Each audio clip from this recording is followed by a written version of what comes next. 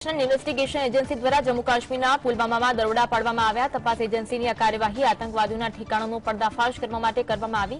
તપાસ એજન્સી પુલવામા, દરગુંડ અને ઉગરગુંડમાં દરોડા પાડી છે। ટેરર લિંક અને ટેરર ફંડિંગ કેસમાં એનઆઈએની કાર્યવાહી ચાલુ છે। આ અંગે અધિકારીઓએ જણાવ્યું કે એનઆઈએના અધિકારીઓએ પોલીસ અને સેન્ટ્રલ રિઝર્વ પોલીસ ફોર્સના જવાનો સાથે મળી વહેલી સવારે આ સ્થાનો પર આતંકવાદી ઠેકાણાઓ પર દરોડા પાડ્યા હતા, ત્યાં શોધખોળ હાથ ધરી હતી, તેમજ ટેરર લિંક અને ટેરર ફંડિંગ કેસમાં એનઆઈએની કાર્યવાહી ચાલુ છે।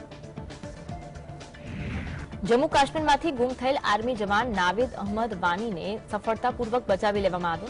काश्मीरना additional director general of police Vijay कुमारे जणाव्युं के मेडिकल चेकअप पछी टूंक समयमां नावेदनी संयुक्त पूछपरछ शरू थशे।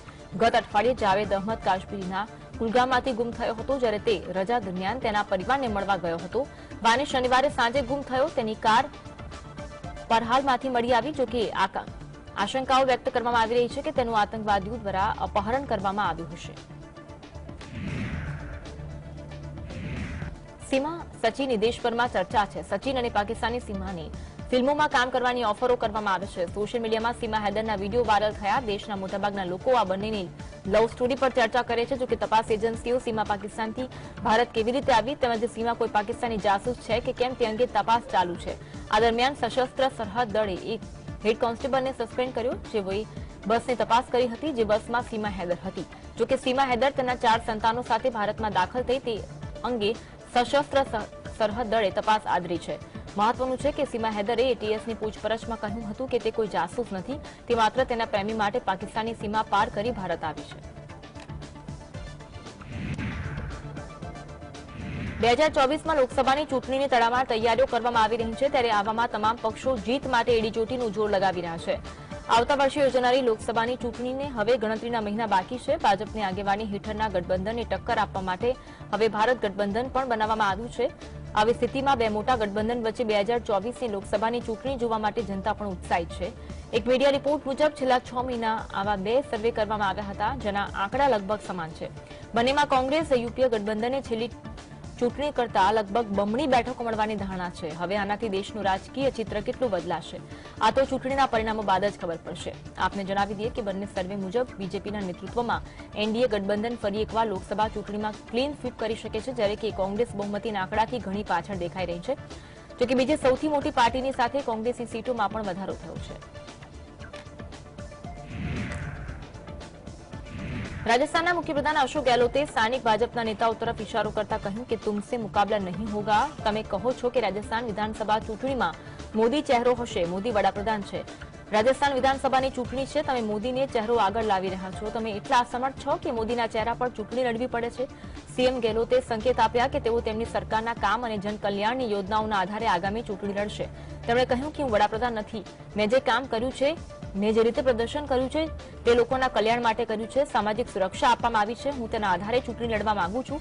મુખ્યમંત્રી ગેહલોતે કહ્યું કે નરેન્દ્ર મોદી આંતરરાષ્ટ્રીય નેતા છે, તમે તેમને કેમ સાથે લાવી રહ્યા છો। અનેક વખત ચૂંટણી જીતી ચૂકેલા ભાજપના સ્થાનિક નેતાઓ 25 થી 30 વર્ષમાં પણ રાજ્યની ચૂંટણી પોતાના દમ પર લડી શકે તેટલા સક્ષમ બની શક્યા નથી।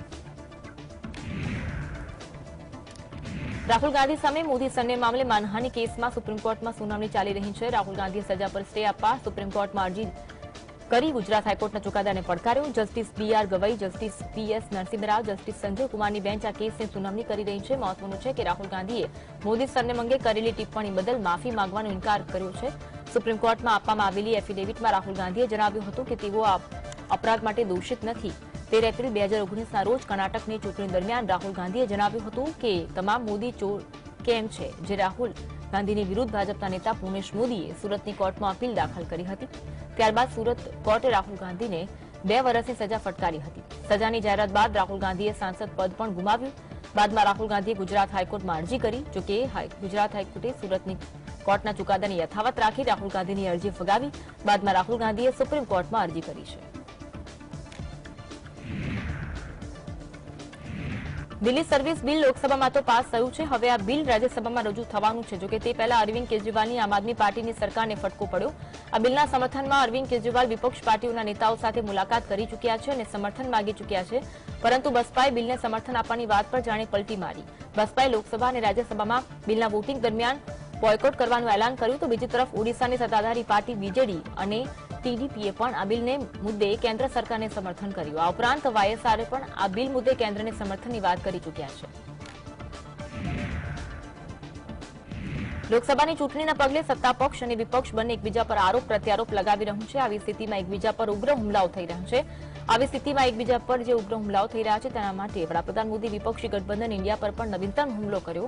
પીએમ મોદીએ વિવિધ પક્ષોના ગઠબંધનને નવું નામ આપ્યું છે. બિહારના એનડીએ સાંસદો સાથેની બેઠક દરમિયાન પીએમ મોદીએ કહ્યું કે આ ગઠબંધનને ભારત ન કહો, તેને ઘમંડી ગઠબંધન કહો. વિપક્ષી ગઠબંધન બાદ ભારત નામ રાખવા પર શરૂઆતથી જ વિવાદ ચાલી રહ્યું છે.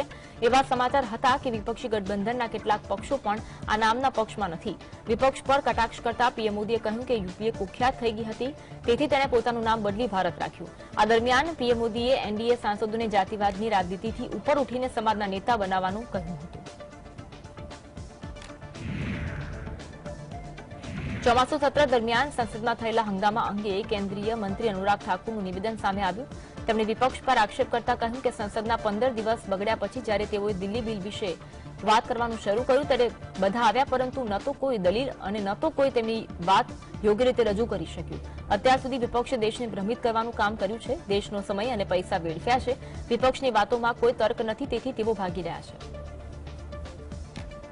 देश के सामने जब इनकी जग हंसाई शुरू हो गई कि दिल्ली के बिल पर तो सब आए, लेकिन ना तर्क था, ना कोई अपनी बात ढंग से रख पाया. और ये साफ दिखा कि अब तक जो विपक्ष ने किया है वो केवल देश को भ्रमित करने का काम किया है, देश का समय और पैसा बर्बाद करने का काम किया है. चर्चा तो मणिपुर पर पहले दिन से ही होनी तय थी. विपक्ष भाग क्यों रहा है? क्योंकि तर्क नहीं है. કેન્દ્રીય મંત્રી સ્મૃતિ ઈરાનીએ G20 અંગે વાત કરતા જણાવ્યું કે G20 સંવાદના ઇતિહાસમાં પહેલીવાર મહિલાઓની આગેવાની હેઠળનું એજન્ડા વાતચીતના કેન્દ્રમાં રહ્યું છે. G20માં ભારતની અધ્યક્ષતાને વિશ્વના નેતાઓની સામે ન્યાય લાવ્યો. આજે આપણે ભારતીયોને ગર્વ છે કે G20ની ભારતની અધ્યક્ષતામાં મહિલાઓનો ફાળો રહ્યો.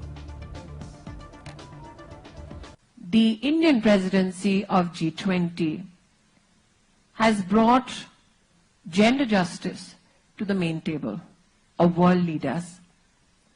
I would be amiss if I do not begin with expressing profusely my gratitude to the Prime Minister of India for ensuring that women are not reduced to the sidelines of conversation. Today, we proudly as Indians say that in the history of G20 discourse, dialogue, deliberation, for the first time, women-led agenda has been central to conversations. I'm extremely proud that my colleagues in G20 Empower have contributed to many of us. કેન્દ્રીય મંત્રી હરદીપસિંહ પુરીએ વિદેશ નીતિ અને વેપાર નીતિ અંગે વાત કરી. તેમણે કહ્યું કે આજે વિદેશ નીતિ અને વેપાર નીતિ ભારતીય નાગરિકો, ભારત અને વિશ્વના લાભાર્થે લાગુ કરવામાં આવી રહી છે. તેમણે વધુમાં જણાવ્યું કે છેલ્લા 9 વર્ષમાં આપણે જે પરિવર્તન જોયું છે તે નોંધપાત્ર છે. હવે આપણે વિશ્વની ત્રીજી સૌથી મોટી અર્થવ્યવસ્થા બનવા તરફ આગળ વધી રહ્યા છીએ. વડાપ્રધાન નરેન્દ્ર મોદીએ વ્યક્તિગત રીતે દેશની દરેક પરિસ્થિતિનું નિરીક્ષણ કર્યું હતું. તેમણે પેટ્રોલ અને ડીઝલ પર સેન્ટ્રલ એક્સાઇઝ ડ્યુટીમાં નોંધપાત્ર ઘટાડો કર્યો. ભાજપ શાસિત રાજ્યોએ તરત જ વેટ ઘટાડ્યો છે. જમ્મુ અને કાશ્મીરમાં આ વર્ષે 1.27 કરોડ પ્રવાસીઓનું આગમન થયું. વર્ષના અંત સુધીમાં પ્રવાસીઓના આગમનનો આંકડો રેકોર્ડ ઊંચાઈને સ્પર્શે તેવી અપેક્ષા છે. ઉલ્લેખનીય છે કે જાન્યુઆરી 2023 અત્યાર સુધીમાં 1.27 કરોડ પ્રવાસીઓએ કાશ્મીરની મુલાકાત લીધી છે. કાશ્મીર ખીણ લાખો પ્રવાસીઓને આકર્ષિત કરી રહ્યું છે, જેને પ્રવાસન ખેલાડીઓ કહે છે કે કાશ્મીર પ્રવાસનના સુવર્ણ યુગની પુનરાગમન છે. નોંધનીય છે કે જમ્મુ અને કાશ્મીરમાં રોજગારનો સૌથી મોટો સ્ત્રોત પ્રવાસન છે. દાલ સરોવર ખાતેની હાઉસબોટ સંપૂર્ણ બુક થઈ ગઈ છે અને શિકારા બોટ ગ્રાહકોથી ભરેલી રહે છે, જે પ્રવાસન ક્ષેત્રને પ્રોત્સાહન તરફ દોરી ગયું છે, જે આખરે આ પ્રદેશના અર્થતંત્રના એકંદર સુધારણામાં ફાળો આપે છે. જમ્મુ અને કાશ્મીરના વિવિધ પ્રદેશોમાં પર્યટનને સૌથી વધુ રોજગારી સર્જી છે. काफी डेस्टिनेशंस ऐसी टूरिस्ट डेस्टिनेशन है, जैसे आप कुपवाड़ा जाइए टंगड़ार में, और परसों मैंने एक बाइट सुनी थी, उसमें ये आया था, सोशल मीडिया पे भी आया था, प्रिंट मीडिया पे भी आया था, इलेक्ट्रॉनिक मीडिया पे भी आया था. उसमें किसी LOC की जगह पर भी कोई ऐसी टूरिस्ट डेस्टिनेशन जहां पर बहुत बड़ा सेमिनार हो, जहां पर एक बहुत बड़ी गैदरिंग हुई थी, तो जहां पर टूरिस्ट गए, उनने वहां का लुत्फ उठाया। तो मुझे लगता है हम इस माहौल भी अच्छा है उसकी वजह से। और सबसे बड़ी बात, जो नेगेटिव जो पब्लिसिटी हो रही थी कश्मीर के बारे में, वो अब नहीं हो रही है। आजकल तो पॉजिटिव हो रहा है कश्मीर के बारे में, कोई ऐसा कोई न्यूज़ नहीं जाता बाहर है। तो लोगों को यही होता है कि यहाँ पे हालात ठीक है, उसकी वजह से टूरिस्ट और आएंगे। हमें पूरा उम्मीद है कि 15 अगस्त से बाद और टूरिस्ट यहाँ पे। बहुत सुंदर जगह है, सही में धरती का स्वर्ग है। आना चाहिए लोगों को आना चाहिए और बार बार आना चाहिए। દિલ્હી એનસીઆરના કેટલાક વિસ્તારોમાં સવારે ભારે વરસાદના કારણે વાતાવરણ ખુશનુમા બની ગયું। સવારે પહેલા વરસાદને કારણે દિલ્હીવાસીઓને ગરમીમાંથી રાહત મળી। અગાઉ હવામાન વિભાગે ગુરુવારે યલો એલર્ટ જાહેર કર્યું હતું। આ વિસ્તારમાં હળવાથી મધ્યમ વરસાદની આગાહી કરી હતી। ભારતીય હવામાન વિભાગ અનુસાર રાષ્ટ્રીય રાજધાની અને આસપાસના વિસ્તારોમાં ઘણી જગ્યાએ 40 કિલોમીટર પ્રતિ કલાકની ઝડપે પવન ફૂંકાવાની સંભાવના છે। ઉત્તર પ્રદેશ, રાજસ્થાન અને હરિયાણામાં પણ ઘણી જગ્યાએ સમાન હવામાનની સ્થિતિ પ્રવર્તે તેવી શક્યતા છે।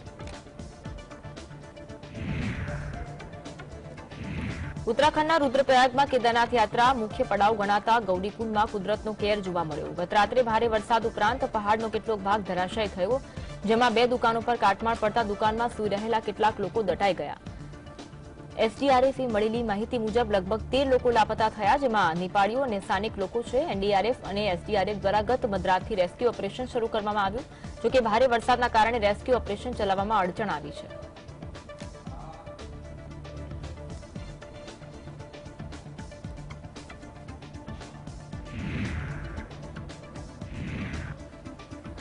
તો હિમાચલ પ્રદેશમાં હજુ પણ વરસાદનો કેર યથાવત જોવા મળી રહ્યો છે।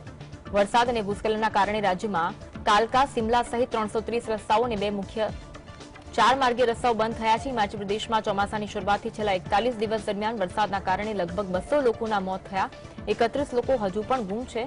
શિમલાના મંત્રી વિક્રમાદિત્ય સિંહે રાજ્યની તાજેતરની મુલાકાત દરમિયાન પૂરગ્રસ્ત કુલુ જિલ્લાના પુનઃસ્થાપન માટે રૂપિયા 400 કરોડના પેકેજની ખાતરી આપવા બદલ કેન્દ્રીય પ્રધાન નીતિન ગડકરીનો આભાર માન્યો।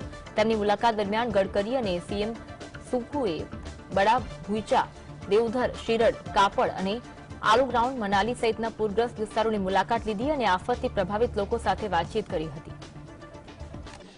आज के दिन जो है करीबन 350 सड़कें, 330 सड़कें प्रदेश के अंदर अभी बंद है। और मुख्य रूप से जो 2 हमारे NHAI की सड़कें हैं 4 लेन की, वो भी बंद है। कालका शिमला की और जो पंडो का सेक्शन है आपके कीरतपुर मनाली सेक्शन का, वो भी बंद है। मैंने इसके लिए NHAI के अधिकारियों से बात करी है, RO से बात करी है और आपके जो आधे घंटे के अंदर अनुमानित है कि जो 6 मील का सेक्शन है वो खोल दिया जाएगा मंडी के अंदर। और जो दूसरा आपका चक्की मोड़ जो धर्मपुर में बंद है, वो उसमें जो कहा गया है कि अनुमानित अभी इसमें 2 दिन उसको खोलने के लिए लगेंगे। વેસ્ટ ઇન્ડિઝ સામેની 5 મેચની T20 શ્રેણીમાં ભારતીય ટીમ પાસે જીત સાથે શરૂઆતની શાનદાર તક હતી, પરંતુ તે ગુમાવી દીધી। શ્રેણીની પ્રથમ મેચ તારોબા ત્રિનિદાદના બ્રાયન લારા સ્ટેડિયમમાં ગુરુવારે રમાઈ, જેમાં વેસ્ટ ઇન્ડિઝ 149 રનમાં સમેટાઈ ગઈ। આ પછી હાર્દિક પંડ્યાની કેપ્ટન્સીમાં ભારતીય ટીમ પાસે આ મેચ જીતવાની સુવર્ણ તક હતી, પરંતુ તેની પોતાની એક ભૂલના કારણે ટીમ મેચ હારી ગઈ। ખરેખર 150 રનના ટાર્ગેટના જવાબમાં ભારતીય ટીમે 15 ઓવરમાં 4 વિકેટે 113 રન બનાવી લીધા હતા, પરંતુ આ પછી ટીમે એવી ભૂલ કરી જેના કારણે આખી મેચ હારી જવી પડી। વાસ્તવમાં આ પછી ભારતીય ટીમે સતત વિકેટ ગુમાવી। સૌથી પહેલા 16મી ઓવરમાં 113ના સ્કોર પર 2 વિકેટ ગુમાવી લીધી। આ પછી ટીમ રિકવર કરી શકી ન હતી અને 9 વિકેટ ગુમાવી 145 રન જ બનાવી શકી હતી।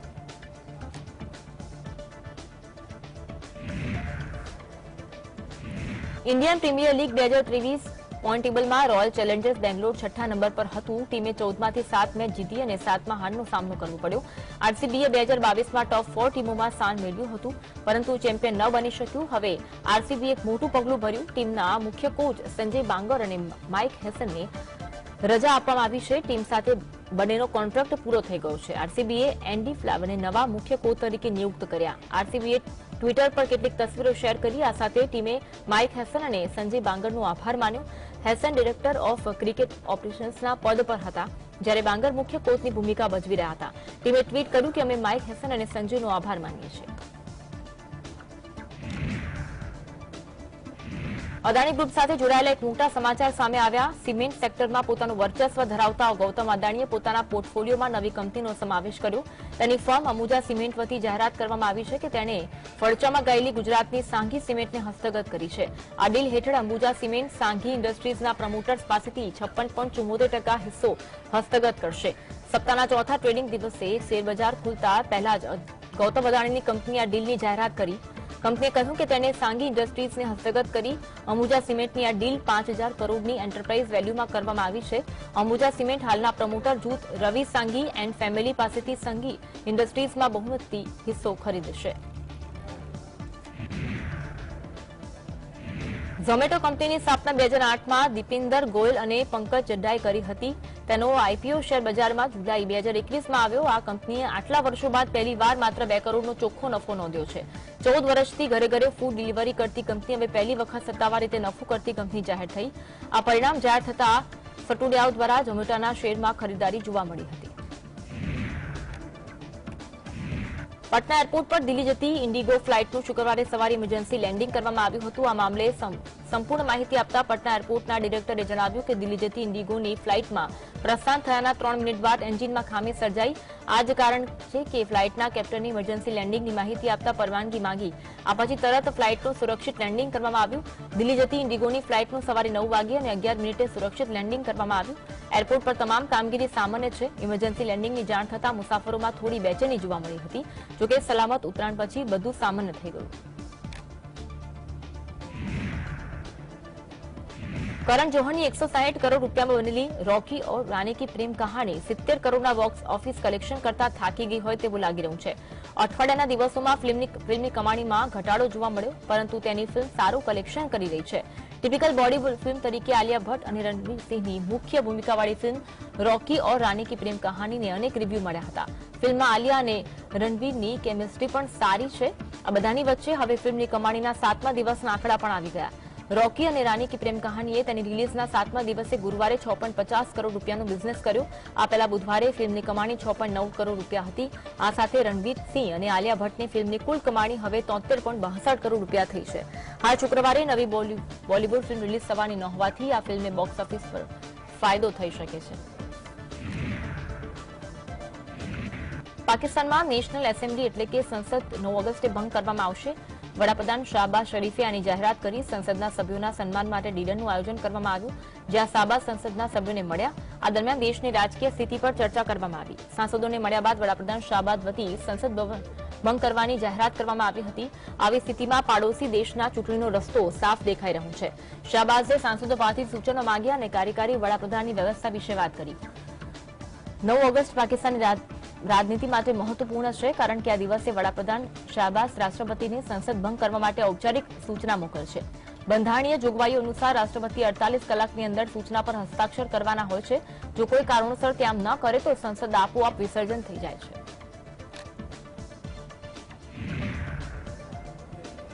वॉशिंगटन डीसी कोर्ट में भूतपूर्व यूएस प्रमुख डोनाल्ड ट्रम्प विरुद्ध 2020 ની ચૂંટણીની હારને ઢાંકવા માટેના કાવતરાના સંબંધમાં સુનાવણી હાથ ધરવામાં આવી હતી। આ દરમિયાન ટ્રમ્પે તેના પર લાગેલા આરોપો પર પોતે નિર્દોષ હોવાનું વાતનું રટણ કર્યું। સુનાવણી દરમિયાન ટ્રમ્પે કોર્ટ સમક્ષ ખૂબ જ શાંત અવાજમાં પોતાની નિર્દોષતાની અરજી કરી। ટ્રમ્પે કોર્ટને એમ પણ કહ્યું કે તેને કોઈપણ પ્રકારનું ડ્રગ્સ લીધું નથી। છેલ્લા 4 મહિનામાં ત્રીજી વખત અમેરિકાના પૂર્વ રાષ્ટ્રપતિને ગુનેગાર તરીકે કોર્ટમાં હાજર થવું પડ્યું છે। ટ્રમ્પને કોર્ટના પાછળના દરવાજેથી અંદર લાવવામાં આવ્યા હતા। ટ્રમ્પ સિવાય લગભગ 1000 થી વધુ ગુનેગારો કોર્ટમાં હાજર થયા હતા, જેમના પર 6 જાન્યુઆરીએ યુએસ કેપિટોલ હિલમાં પ્રવેશવાનો અને ત્યાં તોફાનો કરવાનો આરોપ હતો। 2021માં ચૂંટણી હાર્યા બાદ ટ્રમ્પની ઉશ્કેરણી પર તેમના સમર્થકોએ અમેરિકી સંસદ પર હુમલો કર્યો હતો। યુએસ કોંગ્રેસમાં પણ તોડફોડ કરવામાં આવી હતી। इंग्लैंडनी आर्थिक स्थिति सतत कथળી रही है। एक जमानामां समग्र पृथ्वी पर राज करनार इंग्लैंडनी इकोनॉमी भारत करता पण पाछळ पड़ी गई है। इंग्लैंडमां मोंघवारी, बेरोजगारी जेवा आर्थिक मुद्दाओ चरमसीमाए छे અને આર્થિક સ્થિતિના કારણે ઇંગ્લેન્ડમાં રાજકીય સ્થિતિ પણ ડામાડોળ થઈ ગઈ છે। ત્યારે બેંક ઓફ ઇંગ્લેન્ડે મોંઘવારીને ડામવા માટે મુખ્ય વ્યાજ દરમાં વધુ 0.25%નો વધારો કર્યો। આ સાથે વ્યાજ દર પર 5.25% અને 15 વર્ષની ટોચે પહોંચી ગયો છે। 14મી વખત બેંક ઓફ ઇંગ્લેન્ડની વ્યાજ દરમાં વધારો કર્યો છે। જોકે અર્થશાસ્ત્રીઓ અગાઉ જે અંદાજ વ્યક્ત કરી ચૂક્યા હતા કે મધ્યસ્થ બેંક આ વખતે પણ વ્યાજ દરમાં વધારો કરશે। બ્રિટનમાં ફુગાવો ગયા વર્ષે 11.1%થી 41 વર્ષની ઊંચી સપાટીએ પહોંચ્યો હતો।